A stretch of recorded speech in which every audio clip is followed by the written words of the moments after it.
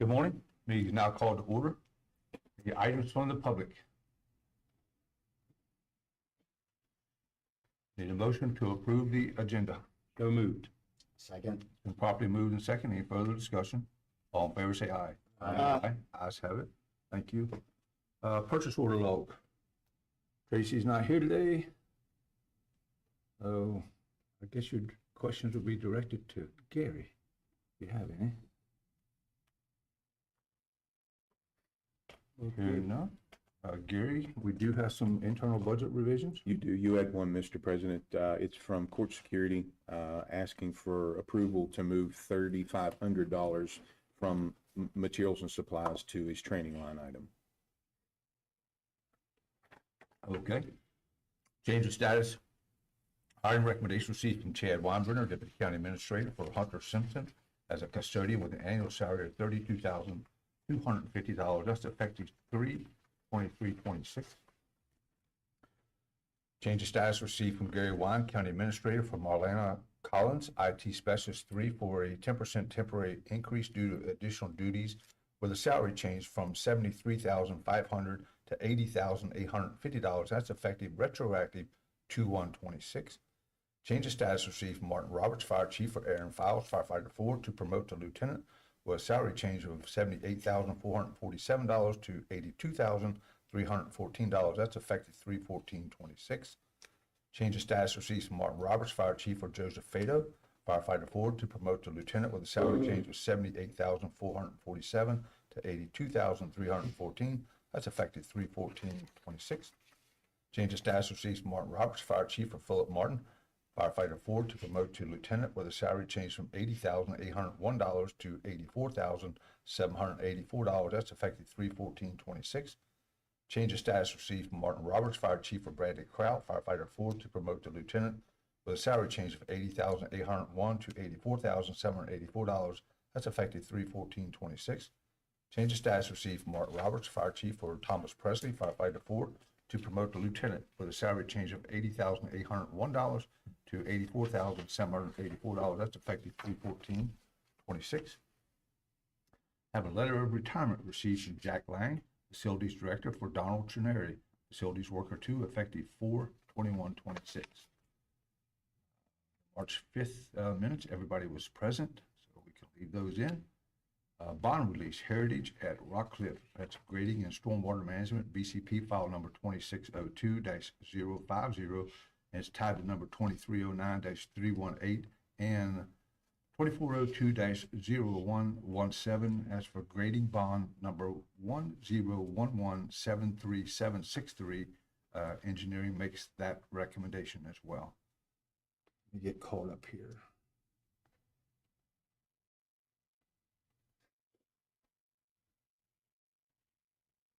Declaration of surplus.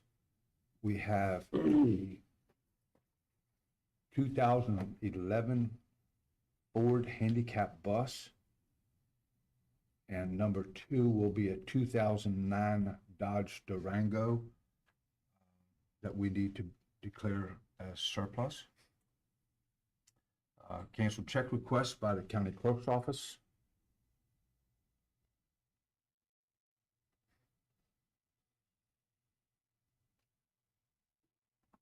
Okay, that gets us to need a motion to approve the consent agenda. So moved, Mr. President. Second. It's been properly moved and seconded. Any further discussion? All in favor say aye. Aye. Those opposed? Ayes have it. Thank you. Next up, our assessor, Larry Hess. Good morning, sir. Morning. Yeah, I got a couple for you this week. First thing I have is two, they're taxpayer errors, but they are repeated offenses. So that's the first we've had, folks, that we gave them grace on the first error that was made. But And this one, this Mrs. Smith, she reported a vehicle 3 years straight that she didn't have. So we gave her credit for the other one that's coming up next. But these two, they're repeated offenses. both for the same person, and they amount to $75.07. Okay. I need a motion to approve the 2 personal property tax exoneration due to taxpayer error. So moved. Second. Been properly moved and second. Any further discussion? All in favor say aye. Those opposed? Aye. Good, thank you. Thank you. Now, next one I have, our taxpayer error, they are first offense. There's 6 of them, and they total up to $835.52. Okay. Need a motion to approve the 6 personal tax exoneration due to taxpayer error in the amount of $835.52. We'll get part of our money back anyway, so I'll make a motion to do that. Second. It's been properly moved and second. Any further discussion? All in favor say aye. Aye. Those opposed? Ayes have it. Thank you. Good, thank you. Next thing I have would be office error, the personal property. We had a total of 5 of those for the reasons that's listed there, the double billed and those type of things. They add up to $720.38 for those 5. Okay, need a motion to approve the 5 personal tax exonerations as presented for the amount of $720.38. So moved. Second. It's been moved and second. Any further discussion? All in favor say aye. Aye. Those opposed? Ayes have it. Last thing I have, we do have one for real estate that was a mistake on the tax class. We had a wrong tax class on it. We had to correct it for the amount of $1,318.90 for that. Okay, need a motion to approve the 1 tax, real estate tax exoneration as presented for $1,318.90. So moved. Second. Been moved and second. Any further discussion? All in favor say aye. Aye. Those opposed? That's all I have. Thank you, Y'all Larry. have a good week Yes, sir. or a good day. Very good. Board and meeting reports. Mr. Boyd. There was a roundhouse meeting last night, mainly centered around the CEC, getting started on the, doing all the testing and whatnot. Same kind of things we had to do with the Inwood Park to start doing, using the grant money to do get the work underway down there, to get the concrete floors done and some of the other things that are on the project there. Then also, we started the electrical upgrade in the roundhouse itself. That box had been a little bit out of code for years and needed some upgrading and had some water leakage coming from a wire. And Was that the one out on the pole? no, it's right inside the roundhouse itself, but the pole sits right outside the wall there. Yeah, so there was a droopy wire there, and then the box itself was old and outdated, and who knows what had been done to it, but it needed upgraded. So that project's underway as well. Yep. That's it. Mr. Hardy. Water board meeting on Monday night. We discussed install of, I think, approximately 48 new water meters for the month of February. Nearing, I think, the last phase on the Inwood Water new facility up there. We're getting close on that. I mean, there's still a lot of work to be done, but it's it's moving along. So. Just made another big payment towards the water plant up there and the water treatment facility in Falling Waters. That project is really moving along. We discussed water usage for the data center announcement, and it's too early, too soon. Don't have any real good estimates on what type of water usage those facilities or asking for, so no decision's been made there yet. And saw some drawings or some pictures of the new water tower that's being built. They've got the foundation in for that. So, but it was a good meeting and productive meeting, and I was glad to be there. Good. I know they've got a lot going on. They have a lot going on. Yeah. Is that the water tower tabor station? I knew he was going to ask me. We've got 3 water towers going on right There's now. one's on Ridge Road out at Hedgesville. Yeah. The first one they're gonna get done. Right. Yeah. And they're preparing the site and the foundation law for the one along the interstate. That's the one that we had the pictures of. They had all the foundation, a lot of rebar, a lot of concrete in the foundations of those, I guess, because all the weight is at the top of them, so. Yeah, both of them are 2 million gallons, so Yeah, and they're, times eight and the- gallons per gallon. yeah, they're a brick concrete structure on the bottom, then a steel tank on top, so, but, yeah, there's, quite a bit of movement in the water tanks, Yeah. front for water storage, and so, and they do off-peak pumping for those, so they pump, if those water towers get low, they pump those at like, between, midnight and 4 in the morning when people's water usage is way down, so that helps, with any pressure issues or anything like that, so there's a lot to water. I mean, it's not just, there's a lot of chemistry and a lot of, science and hydrodynamics, and there's a lot Pressure zones. there's a lot to water. There is, and they do a very good job, that's for sure. Mr. Whitaker?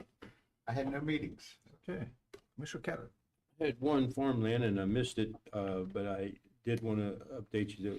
The big project there, we've been trying to get the Cybert Orchard on Arden Road, exit 12, just beyond that, in the program for about 2 years now. So, and of course, our frustration is we're working with the DEP to try to get some testing done. So we've been promised over and over again it's going to happen any day now. So we're still waiting to get that done before we can proceed with that particular farm, our orchard, getting it in the program. And then, not a meeting, but another note I wanted to mention, which is our stormwater. We meet again next week, but our MS4 permit is under an appeal process, as we all know. It's an individual permit that we have, the new one now. The city of Martinsburg went with the general permit, and I was happy to hear their restrictions are a lot less than ours. And so at this point, we're going to work to get back and dissolve our individual permit probably and go with the general permit procedure like the city did.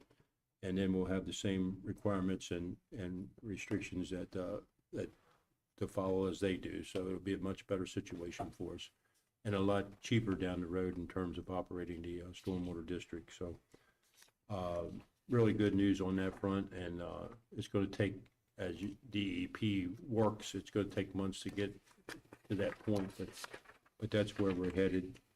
And then once we get our new permit in place, then we will work to dissolve the consent decree on the district itself. So it's moving in the right direction. Very good, thank you. I had an opportunity to visit with WRNR this week. Went on with Jennifer Smith, so she can make her announcement about the sports complex that the governor signed into law for the Economic Opportunity District. But that's been a project that's been worked on for probably close to 2 years now. And we're very thankful to the legislature and to the governor for signing that into law to allow the sales tax that will be collected on that property to pay for the sports complex itself. Also, I had a development authority meeting on Tuesday, and we had a developer come in and speak about what his vision would be on the west side for that planned out build that would be going on there. And then Wednesday, I had my regular development authority meeting, which Stacy Roan attended and discussed the new facility for the Boys and Girls Club. And also there was, Jennifer signed an NDA for another company that's looking here, and she's been very, very busy, her and her staff, constantly answering questions and taking people different tours of property to show them the opportunities that exist here. So that's been very, very busy. Mr. President, would you like an update on the park? Excuse me? Would you like an update on the park project? Oh, please, please. I'm sorry I wasn't able to make the park, but Gary did. Sure. So the Inwood Park project had some concerns for scheduling the last couple meetings. If you'll recall, the big transmission line, the big power line that went through the property that was to get taken down and run underground. We had gotten everything in position to have that work done, but First Energy was struggling with scheduling. Well, that's done. And I got to tell you, the second it was de-energized, David H. Martin was drilling holes and blasting. So it is full steam ahead. And the other hurdle that we were dealing with down there was the change order that the commission wasn't going to pay, but that the water district was going to pay to move some of the water lines to help Dan for future projects that they have going south. So all of the stars aligned. Those two hurdles are done. There was not a beat missed. Lance Construction and David H. Martin and Region 9 kept all of those balls in the air, and glad to say that you're full steam ahead on target. And that park is going to be something when it's done. So good things are happening down there. Absolutely. And appreciate the cooperation with Potomac Edison Oh, my and the Water goodness. District Absolutely. to help keep those projects moving. Still no official word yet from Land and Water, but that'll be forthcoming here soon. We had that conversation down there, this meeting that said, this is all fun and games, guys, but stand by, there may be another 3 million coming your way. Yeah. But That's through Land and Water grant. Half of it. Conservation Fund, yeah. Yeah. Yeah, they have money they're trying to give away. They're looking, yeah, they're looking for people with they're matches, they're right? looking for people that have matches. All right, next up, Tim Zaya. Good morning. He may not be ready. If you're not ready, I know Will is. Good morning, sir. I think Will is. If not, you better be. Yes, sir. Good morning. This morning we have the state hearing for Sharon Lane Pierce. Ms. Pierce passed away on October 29th, 2025. On February 12th, 2026, Donna Pierce Harrison, Ms. Pierce's daughter, appeared before the fiduciary supervisor's office seeking to probate a copy of a will, but could not provide our office with an original. As this commission knows, West Virginia has a rebuttable presumption when an original will cannot be found, and that presumption being that the will was destroyed intentionally by the testator.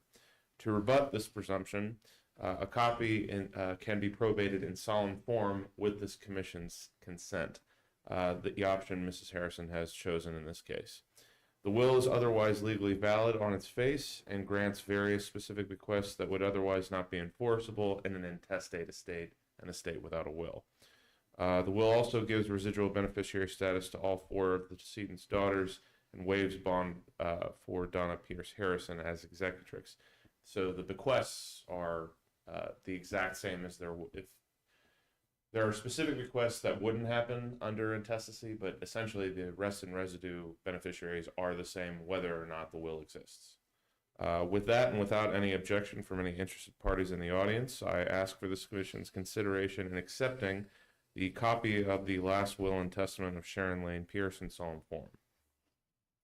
Will, is there anybody here in the audience?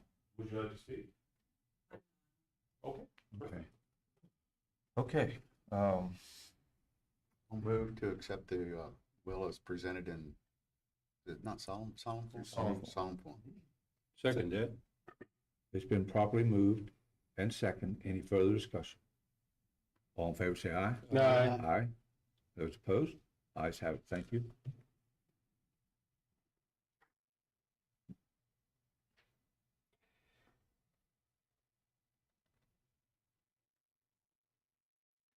Now, Will, the judges may ask you, or it may be proper protocol that you step back, but, it's okay.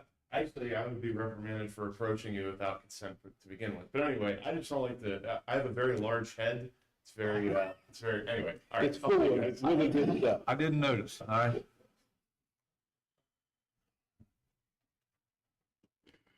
Tim, are you ready? Any chance ready? Sure. He's got soaks coming. We could go ahead and take Mr. Cole. Yeah. Next up. Tyler, are you ready? Yes, sir. Well, come on up, sir. Next up is Tyler Cole, a candidate for the Berkeley County Planning Commission. Good morning, sir. Good morning. I want to thank you all for your time and taking part of this meeting to give me an opportunity. All right, well, tell us a little bit about yourself, and we'll just maybe run through a few questions so we can learn a little bit about you. Yes, sir. So born and raised in Berkeley County, grew up just on the other side of the mountain in Hedgesville, went through elementary school there in Hedgesville, Hedgesville Middle, Hedgesville High School. And then throughout getting out of high school, went to college for a year and decided that maybe I should go into the military and offer more service back to what this country's given me. Throughout that, I do still serve. I have about 3.5 years of actual active duty service, and I still serve out here at our Martinsburg base on the C-17. Thank you for your service. Thank you, sir. Thank you all for your support. With that, moving to a part-time or guardsman position at the military, I looked into getting into construction and opportunities in that. At first, I moved to a temporary job doing warehouse work and stuff like that. Felt that I could be more valuable and many more assets than what I was currently doing at that time. So reassessed, had the opportunity to get into a business, which I'm currently working with, MSC Hauling and Excavating. And I currently run the operations side of our excavation, hauling, and help with our facilities side.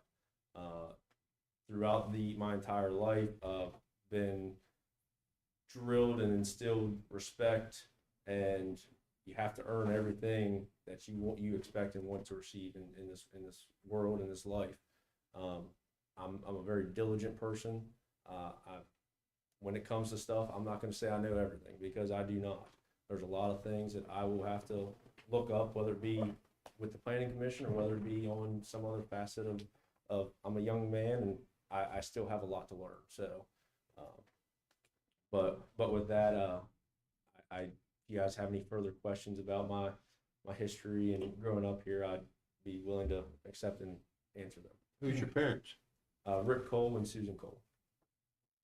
I think you're on track, Tyler. So you're on track. You're on a good track. Commissioner Boyd. Just thank you for applying and, volunteering your time. Really don't have any questions.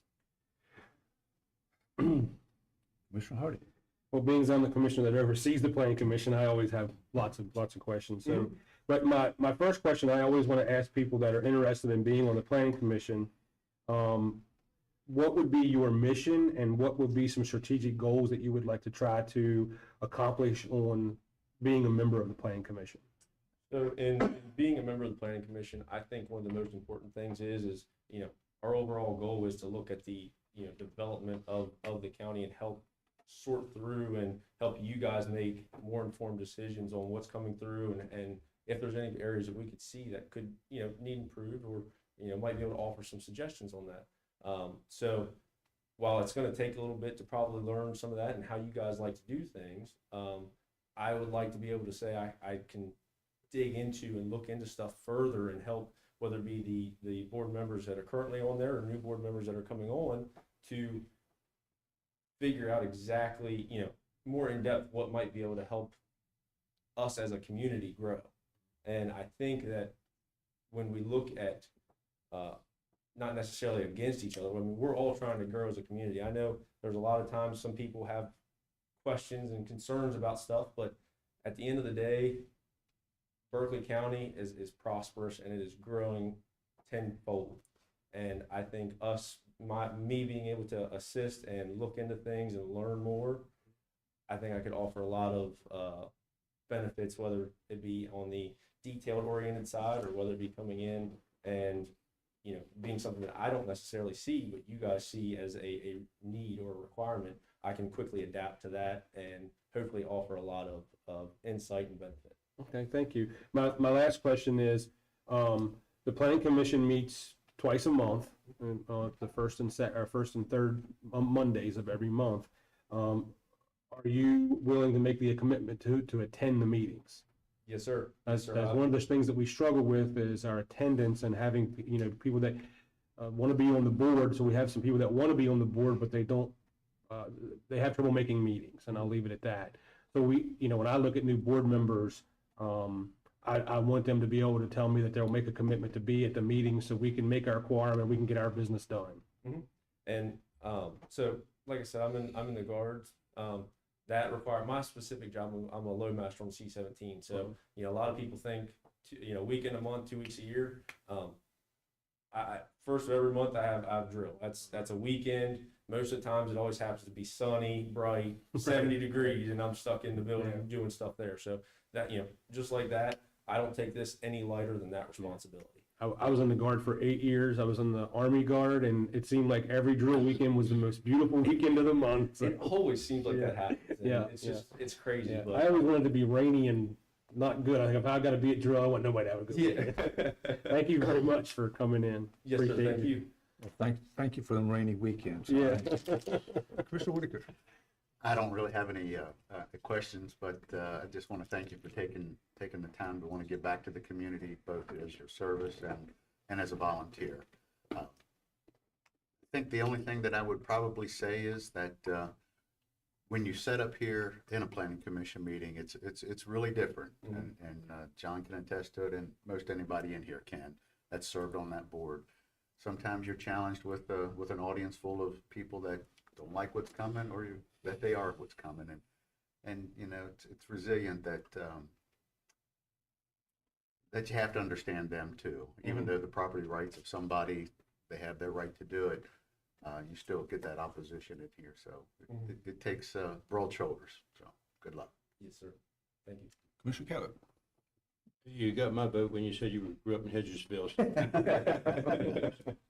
But anyway, in all seriousness, what's your feeling about the growth? Is it too fast? Are we going too fast, or you like to see it slow down? And we put impact fees in place November 1st of this past year. What's your feeling about that? So, if you listen to everybody talking, Berkeley County's growing way too fast. Yeah. Infrastructure's falling behind. There's issues with that. At the end of the day, though, you have to look at both sides. Looking at it from a business and county side of it, and looking at it from the residential side. If you don't have these businesses and take advantage of them moving in currently, what are you going to do to be able to afford the new infrastructure, afford all this stuff? These businesses are given that opportunity now. They're looking at this. We have residents moving in from other counties that are bringing in much more revenue because they make more money. They offer more, and they're willing to pay more for their property and their things that they have. So I do think that, from the outside looking in, sometimes it can get like, why are we doing this? We need to stop and be, Morgan County. We need to stop and not let anything happen. But I don't think that's the way a county thrives. And I don't think that's how it survives. I think in the position that we're at in our state, we have to adapt and we have to overcome. There's going to be issues and there's going to be a lot of concerns throughout the community with that. But doing our due diligence to try to make sure we're doing as much as we can to help in the long term provide the community with the proper infrastructure and the proper needs that they will. There's a lot of benefits that are starting to happen that we're going to see community-wise, parks that we're already starting to see, recreational centers that are additional.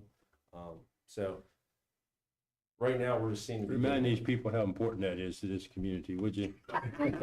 About the parks and the need for community centers and those kind of things.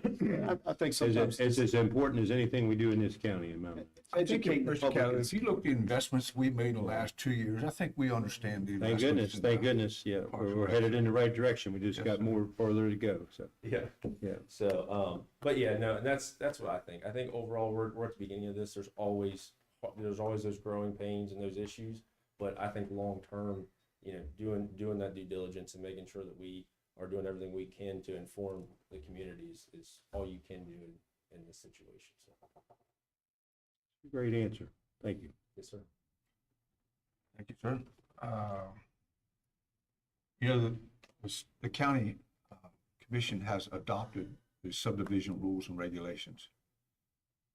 With your experience with your business, is there anything that you see that you feel needs to be changed, that it doesn't work in the real world to apply those regulations into the field?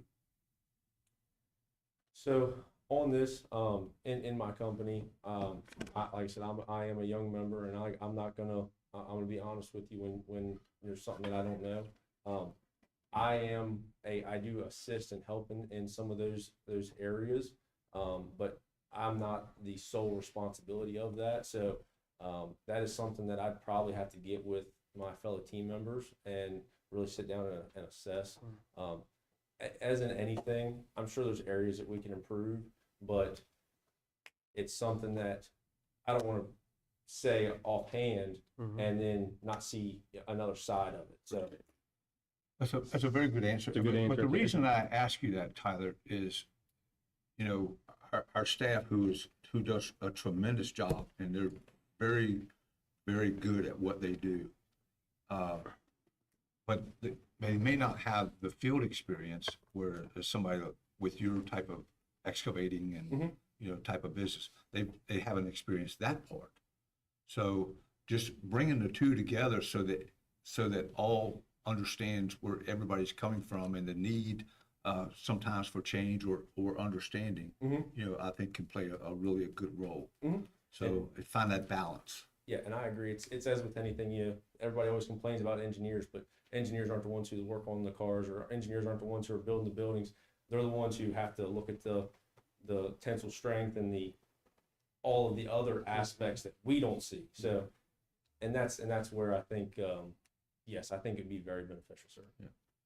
Very good. I don't have any other questions. I do, one more. Yeah, sure. If you, since you're getting into volunteering mode, do you ever think about any other board that, because we're always looking for good members? It's something that I've been open to, Okay. and I've been wanting to get back to the community. I've been looking at getting in with, we're with the Chamber of Commerce, trying to do some of those to get back to Very good. the community directly. So we're open, and I also have team members that are potentially interested in joining other committees, boards, or what have you. Very good. Thank you. It's Look really at the good. Rotary. Yeah. Rotary.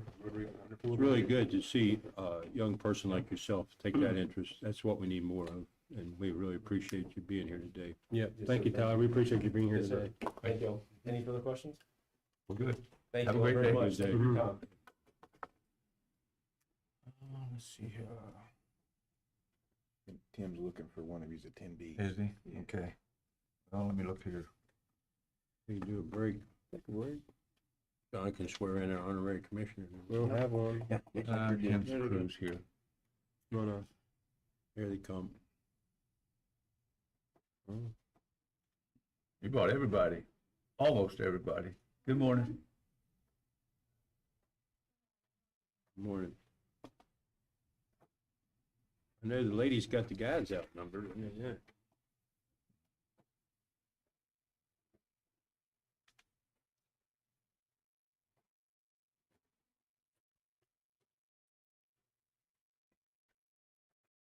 Morning. Good morning, Tim. How you doing? I would have liked to bring everybody over here, but we can't just shut the operation down. And there's probably not enough seats here for all the employees anyway. But the operations that you all have built over here, it would be cool if each of you had an opportunity, and I don't know how practical this would be, but if you all could come over and spend a few hours sitting in a case manager's office while they interact with a new participant, or sit in a therapy session while a therapist is trying to help a 15-year-old process trauma that they've lived through, or the drug screening room while a drug screening technician has to tell someone that their specimen needs to be sent to the lab because it appears that it might be positive for substances, and they're just denying it and get upset that they might get caught. A lot of the work that's accomplished over there is really difficult work. It's really difficult work. And there are things that we've done through the years to recognize employees, to give them credit where credit's due. But the leadership team and I just fairly recently thought we need to do this a little bit more formally, and we'd like to do it in front of the commission. So I really appreciate y'all's time and allowing us to do that. There are a number of employees that deserve recognition. I wish I could recognize them all, but we decided that we're going to start recognizing one employee a year who just really deserves to be given some praises. some nominations were made, some discussions were had, and we decided on one person that we all really felt like deserved a big hand clap and some verbal praise. So I'm going to tell you who it is, and then I'm going to have that person come up here, and then there's a couple of other folks that want to come say a few things about her. But I don't try to make it a practice of mine to cherry pick staff members from other agencies around, but this is a person who I really did go out of my way to try and cherry pick, and she probably knows who I'm talking about now. Gina Squires.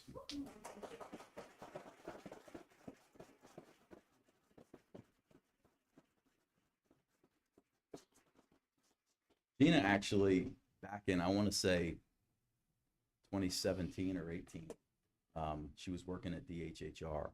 She applied for a job at the Day Report Center, and I interviewed her, and I really liked her. I offered her a job, but at that time, it ended up not being perfect timing for her and whatever was going on in her life. So she did not come on board. A few years later, she started working at the probation office. She was a probation officer. She had obtained a master's degree in social work, and I was aware of her and got to know her a little bit here and there. We'd have conversations, and I started thinking, really wish Gina would come over here and work as a therapist. She's got a master's degree in social work. She's serving as a probation officer. So I went out of my way to talk to her a little bit. And I ended up having to tell Sean Briner, hey, I'm trying to cherry pick somebody here. But she finally decided to make the move. When did you start at the Day Report Center, Gina? 2022. So Gina is one of our catalyst therapists. She works with the kids, and the juveniles are a particularly difficult population to work with.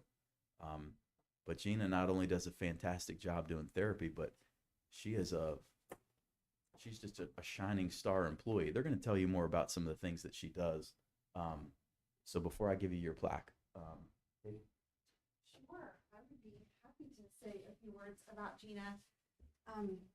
Like I said, I'm just so excited to have the opportunity to recognize her because she is just a truly exceptional staff member, therapist, just an all-around wonderful person. I've known Gina for a little bit longer than my employment with the Day Report Center because I worked with her a little bit when she was a probation officer. So I know how special she is. And like Tim said, she works with a really difficult population. The kids are really, going through the most difficult circumstances of probably any of our participants. And to work with that population, you have to be professional, you have to be patient, you have to have a lot of empathy, and you have to have a lot of compassion. Gina has all of these things and more. She creates a safe space for kids to share with her in session. And then outside of session, she's always advocating for them. She works with the case managers, the other therapists, through youth treatment court. She's working with the court, Judge Delgatti. She's working with probation officers. And all of that is designed to give the kids the best opportunity for success in the future. She really deeply cares about them and taking those circumstances, whatever that they're going through right now, and changing that into something positive so that they can grow and develop and just be the best versions of themselves in the future. She's also an excellent staff member and is constantly developing things for us to do that like promote teamwork and unity. And she's, like I said, just a really special person. And I'm just so happy to work with her and to recognize her before you guys today. And I'll let her supervisor talk in a minute.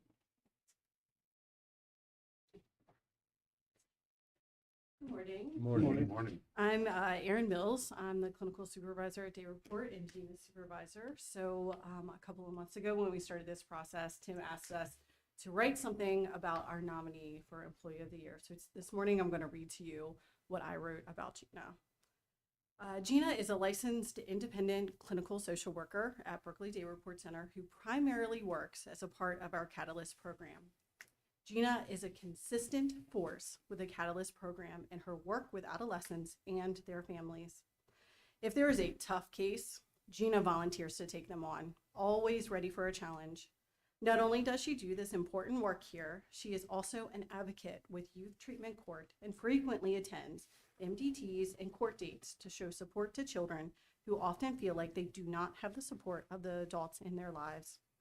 Recently, Gina developed a system of incentives and sanctions complete with different categories and levels for Berkeley County's Youth Treatment Court, earning her the recognition from Juvenile Probation Officer Megan Graves, who expressed her gratitude for having Gina as an integral part of the treatment team. When asked to start a new group for parents and adolescents in Jefferson County, without hesitation, Gina agreed, developing a curriculum and was eager to start working with Judge Cohee and the Youth Treatment Court in Jefferson County. However, it isn't just the Catalyst program that Gina makes an impact within, as she frequently volunteers to help with the adult population at the Day Report Center as well. When another therapist was out for an extended period of time, she stepped up and filled a gap running an intensive outpatient group. She's taken on adult participants for individual therapy when asked, and even completed assessments when she had the time to fit them in her schedule. All this emphasizes Gina's dedication to the participants at DRC. She looks for opportunities to provide more treatment, even when it goes beyond her Catalyst role. Another way that Gina has gone above and beyond her role with the Catalyst program is her licensure supervision. Gina worked hard personally to earn the licensing credential to supervise other licensed clinical social workers. She has freely added 2 therapists to her supervision schedule, helping them on their way to their independent social work licenses. Not only does she want these individuals to meet their career goals, but she expresses how much she cares about the ongoing treatment provided at DRC, recognizing that licensed clinicians add credibility and value to our program. Gina has also supervised numerous MSW students during their internships. Not only is Gina an outstanding therapist and employee, she is the best coworker anyone could ask for. When someone is experiencing loss or heartbreak outside of work, she is the first one to check on them and make sure they are doing okay. She is quick to lighten the load of others and lets everyone know that she is here if we need her. She also seeks ways to recognize outstanding work by implementing and managing the shout-out box, where employees can place recognition for others' outstanding work throughout the week to be read during our weekly staff meetings. The messages that she reads in the staff meetings have noticeably boosted morale and made coworkers feel seen and recognized. Gina also recognizes the importance of life outside of work and has organized a company softball team where people can get together, do something healthy, and share time together in a meaningful but much less stressful way than while we are at work. For all she does, it would be easy to assume that work at DRC is Gina's life. However, she manages to show up every day while raising twin 2-year-old boys. She never uses her life outside of work as an excuse to slack or take time off, but always shows up ready to work. I can't think of another employee who has contributed to the overall betterment of the work environment at DRC. Gina is a hard, consistent worker and goes above and beyond to make DRC an enjoyable place to work. I am so happy to have her as part of our team.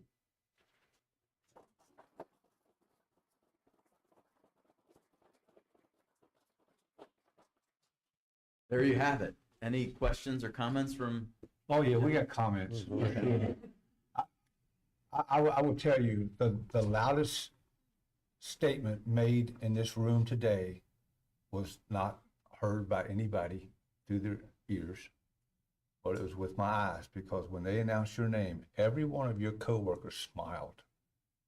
Every And time they that's- said something good about you, they were all sitting there going like that. And that's quite a compliment. Congratulations. Thank you for everything you do.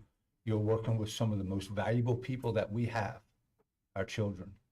So I can see where maybe a 12 or 13, 14-year-old person would come to you because you look very approachable.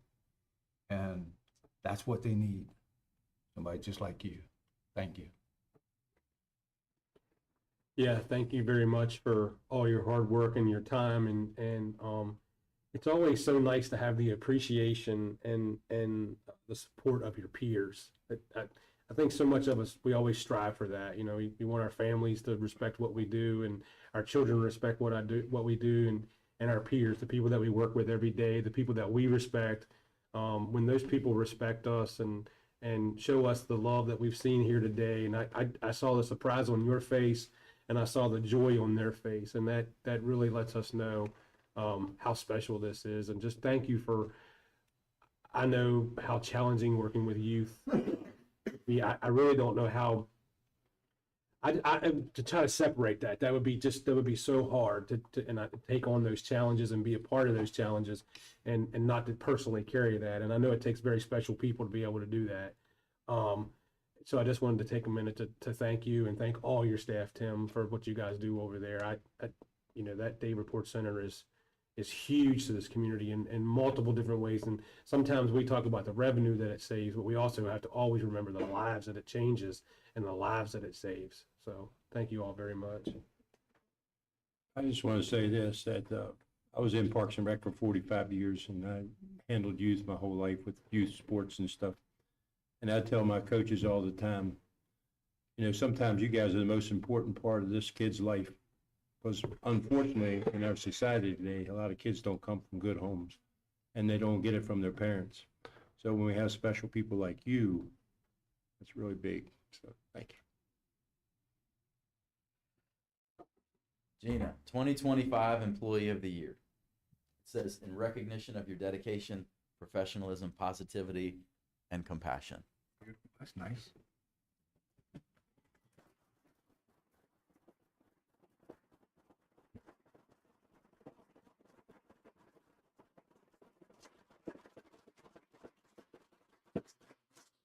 Sure, you'll take a break. Well, I was jokingly said that I was going to write a speech because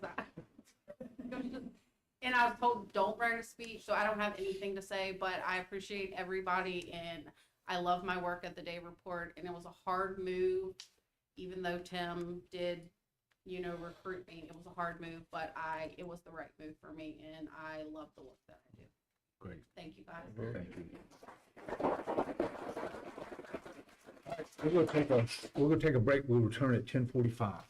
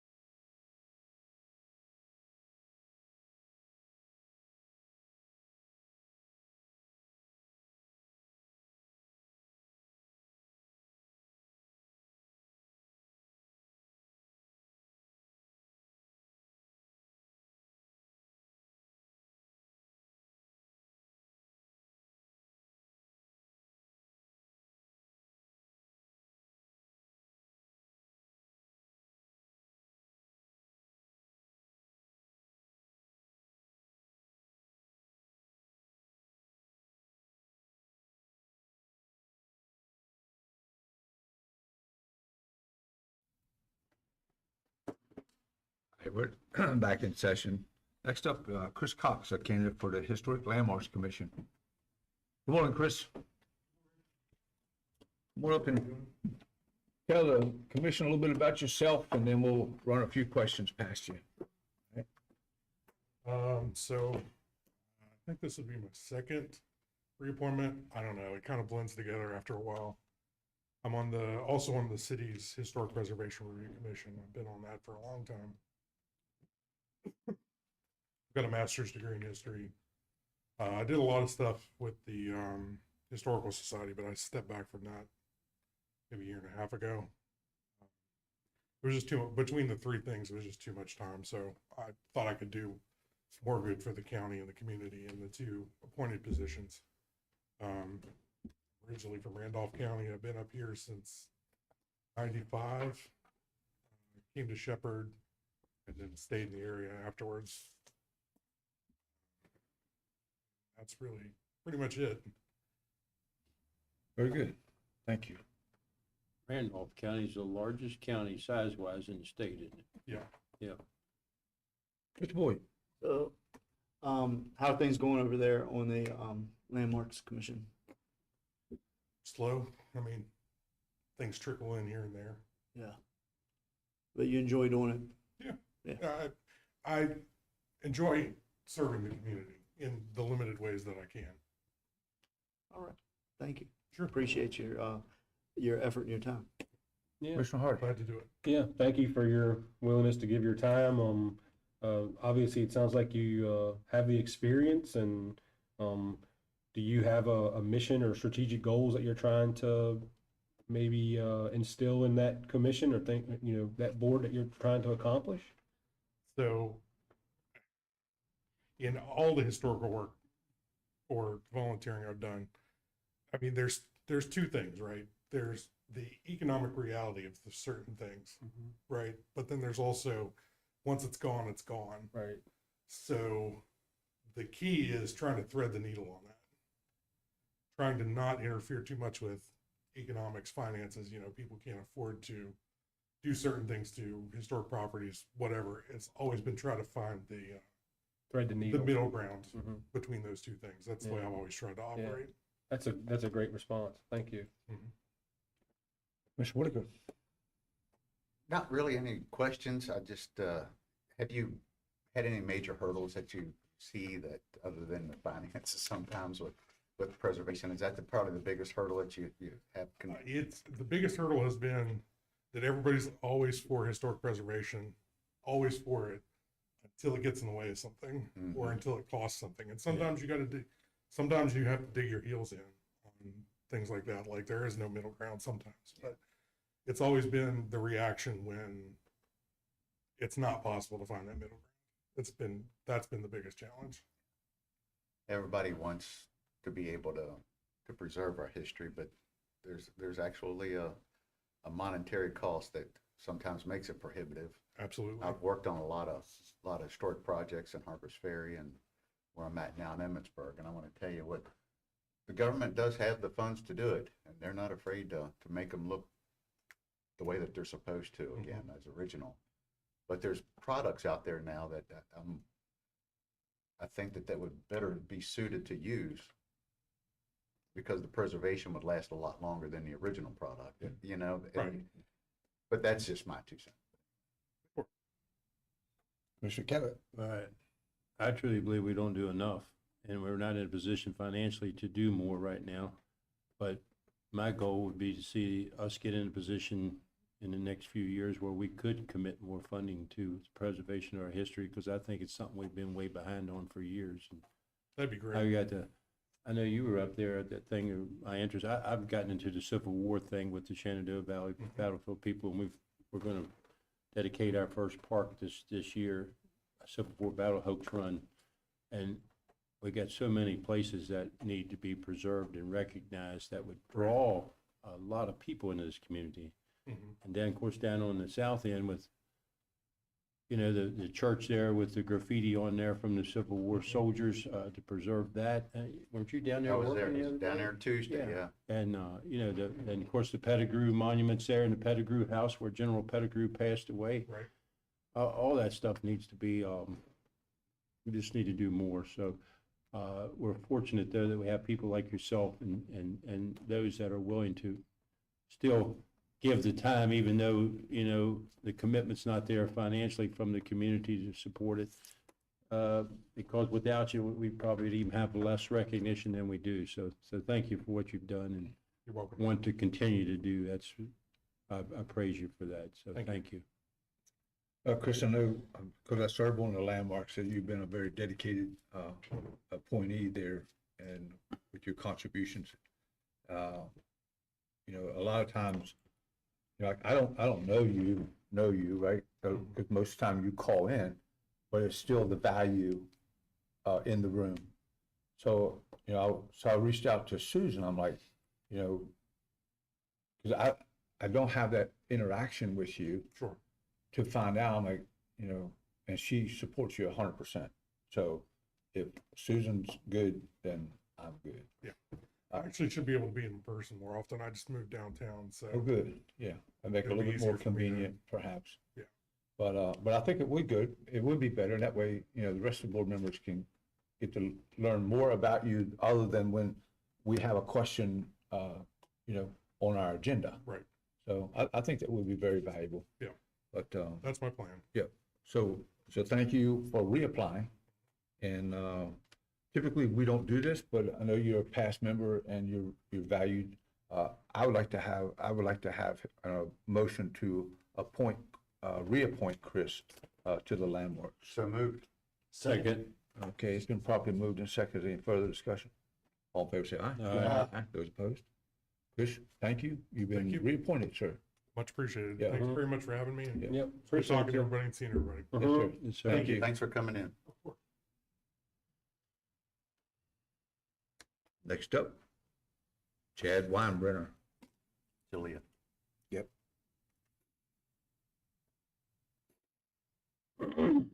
Morning, Good morning, sir. Good morning.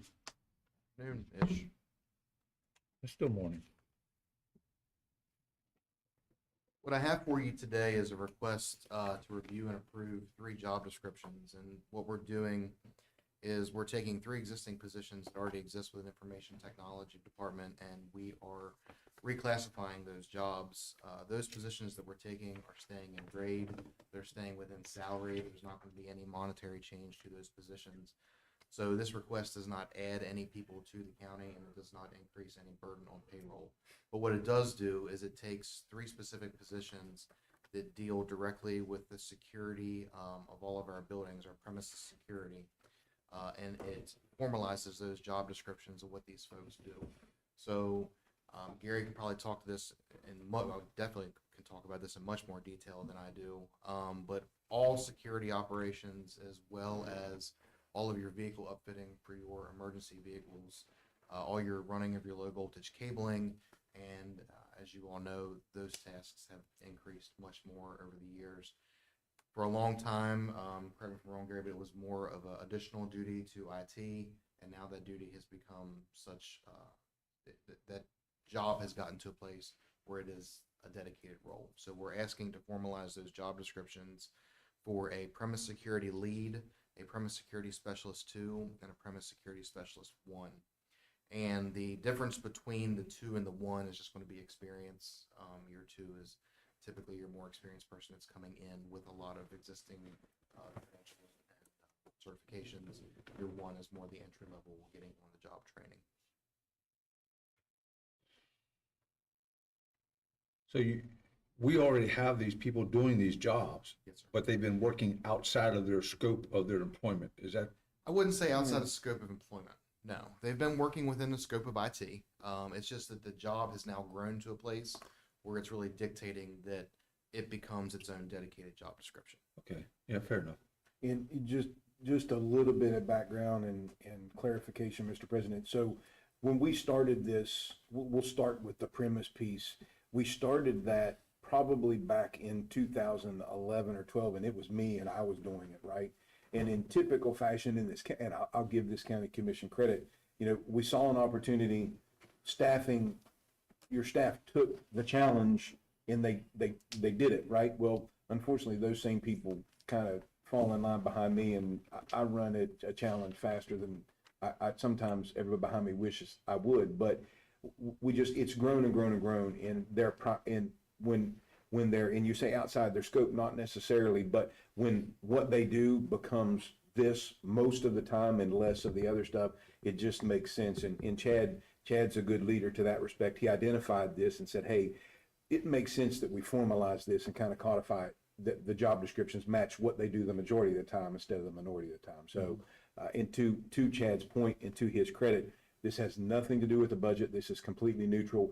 This is just straightening up the roles that they play today, in which they do probably 90% of their day is this, as opposed to the other way around.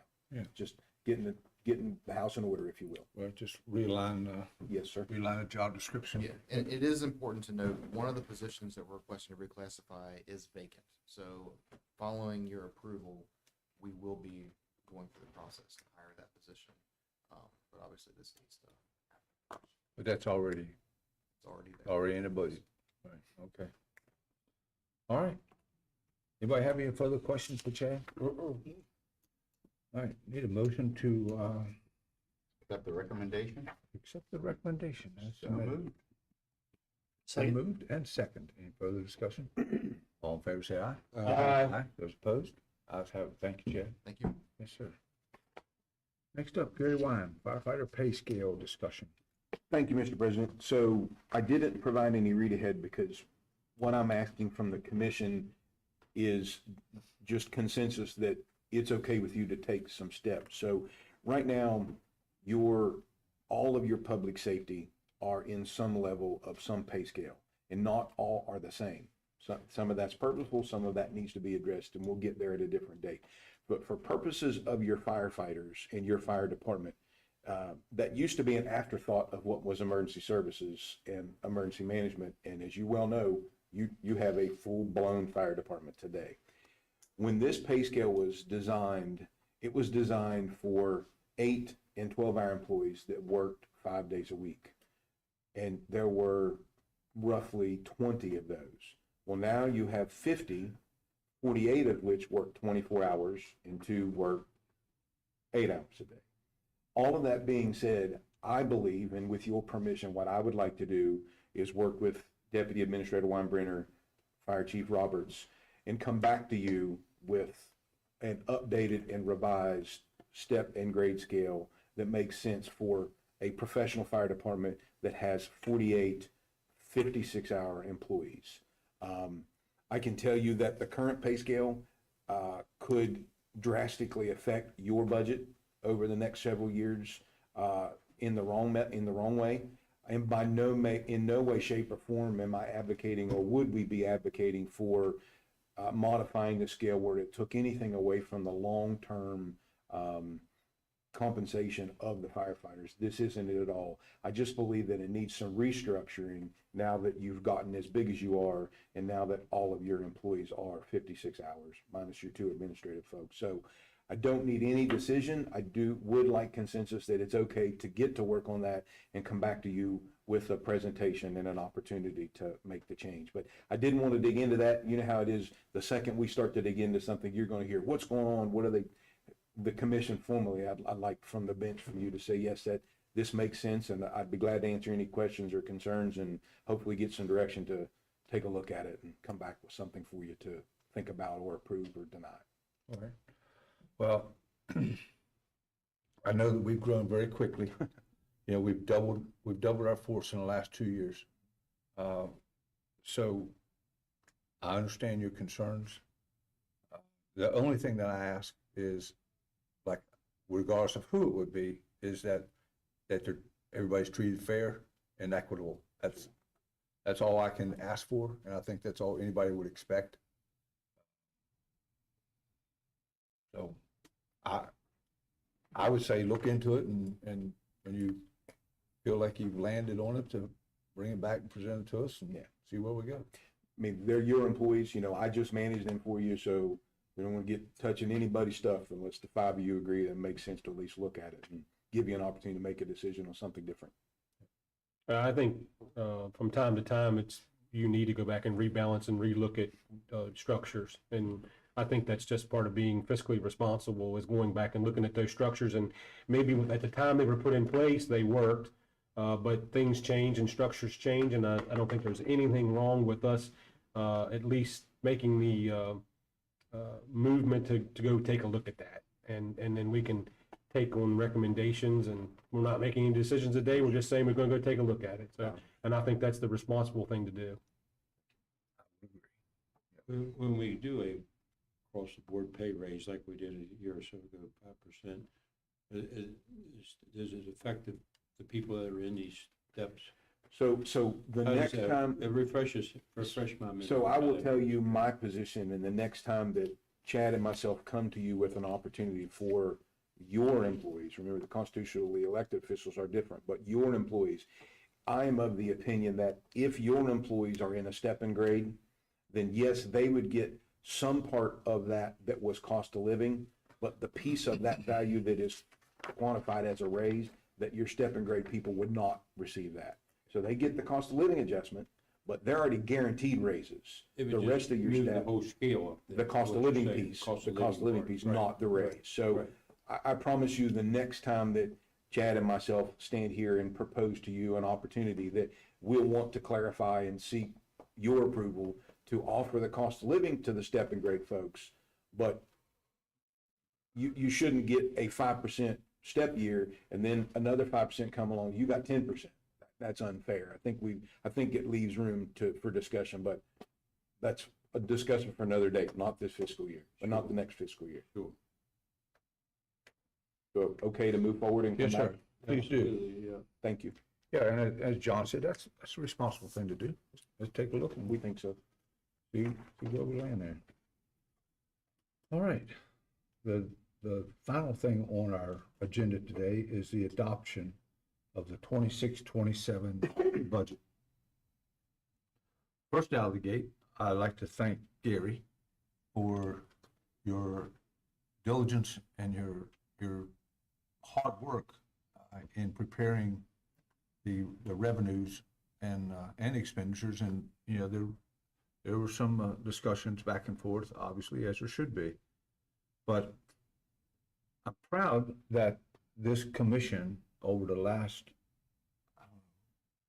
I can tell you 5 years for sure, and I don't know how far back, but has been able to maintain the tax levy rate at the same amount, which is 13.39. And our property values have increased 8% over the last year, with an additional $2,545,565, and that's in property tax. That's on your real estate property tax.